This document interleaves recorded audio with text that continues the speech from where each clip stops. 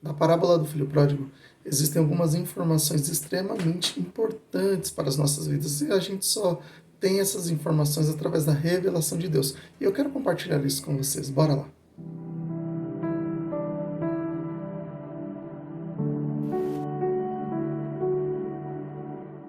Graças a Deus, queridos, bem-vindos ao Devocional Pregai. Estamos lendo o livro de Lucas e hoje é dia de lermos os capítulos 14, 15 e 16 da Palavra do Senhor. Amém?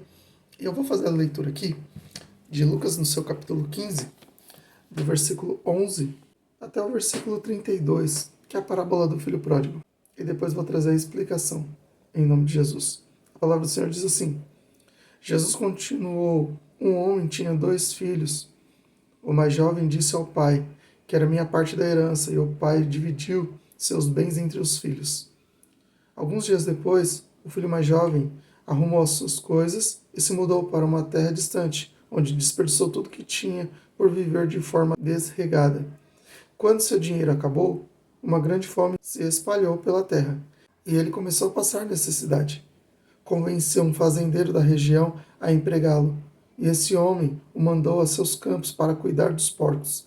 Embora quisesse saciar a fome com as vagens dadas aos porcos, ninguém lhe dava coisa alguma. Quando finalmente caiu em si, disse: até os empregados de meu pai têm comida de sobra, e estou aqui morrendo de fome. Vou retornar à casa de meu pai e dizer: Pai, pequei contra o céu e contra o Senhor, e não sou digno de ser chamado seu filho. Por favor, trate-me como seu empregado. Então voltou para a casa de seu pai. Quando ele ainda estava longe, seu pai o viu, cheio de compaixão, correu para o filho, o abraçou e o beijou. O filho disse: Pai, pequei contra o céu e contra o Senhor, e não sou mais digno de ser chamado seu filho. O pai, no entanto, disse aos servos: depressa, tragam a melhor roupa da casa e vistam nele. Coloque-lhe um anel no dedo e sandália nos pés. Matem um novilho gordo. Faremos o banquete e celebraremos, pois este meu filho estava morto e voltou à vida. Estava perdido e foi achado. E começaram a festejar. Enquanto isso, o filho mais velho trabalhava no campo. Na volta para casa, ouviu música e dança e perguntou a um dos servos o que estava acontecendo. O servo respondeu: seu irmão voltou e seu pai matou o novilho gordo, pois ele voltou são e salvo. O irmão mais velho se irou e não quis entrar. O pai saiu e insistiu com o filho, mas ele respondeu: todos esses anos tenho trabalhado como escravo para o Senhor e nunca me recusei a obedecer às suas ordens. E o Senhor nunca me deu nem mesmo um cabrito para eu festejar com meus amigos. Mas quando esse seu filho volta, depois de desperdiçar o seu dinheiro com prostitutas, o Senhor comemora matando um novilho. O pai lhe respondeu: meu filho, você está sempre comigo, e tudo que eu tenho é seu. Mas tínhamos de comemorar este dia feliz, pois seu irmão estava morto e voltou à vida. Estava perdido e foi achado. Amém? O irmão mais novo vai viver dissolutamente, né? Conforme diz o texto, a tradução bíblica. E daí ele perde tudo que ele tinha. Só que o irmão mais velho, ele continua na presença do pai. E pela tradição da época, o irmão mais velho, na partilha de bens, ele acaba recebendo o dobro do que o irmão mais novo tinha para receber. E daí, este irmão mais novo, ele sai, vive de qualquer maneira e perde tudo. Ou seja, ele se perde pela vida, ele morre mesmo. E é uma morte espiritual aqui. Porém, ele se arrepende e ele volta para a casa do pai. E ao invés do irmão se alegrar por ver o seu irmão retornando, ele fica com inveja, ele fica com ira, ele fica com raiva de ver o irmão retornando. Ele não consegue compreender, ou seja, quem está dentro não consegue compreender quão importante é alguém que se perdeu lá fora retornar para a casa do pai ou retornar para a presença do pai. O versículo 24, ele frisa muito bem isso aqui, porque olha o que diz: pois este meu filho estava morto e voltou à vida, estava perdido e foi achado. E começaram a festejar, porque é a festa no céu, quando um pecador se arrepende. Porém, este jovem aqui, ele tinha consciência de que ele tinha saído da presença do pai. E somente ele poderia se atentar ao erro cometido e retornar para a presença do Pai.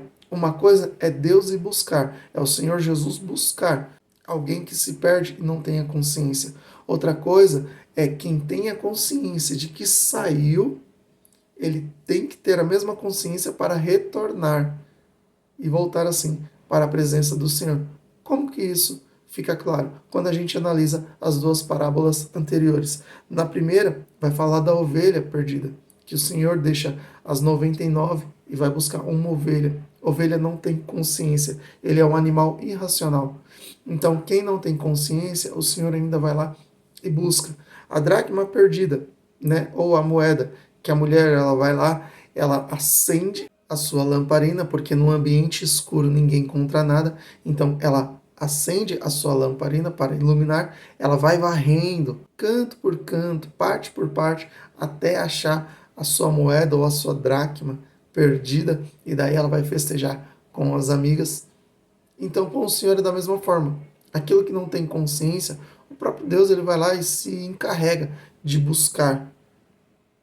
Agora, quem tem consciência de que saiu da presença do Senhor, precisa ter a mesma consciência para retornar para os caminhos do Senhor. Este é o segredo dessas três parábolas contadas. Primeiro, a da ovelha que se perde, né? De que o Senhor deixa ali as 99 e vai buscar aquela que se perdeu. A dracma também. São 10 dracmas, perde-se uma, tem 9.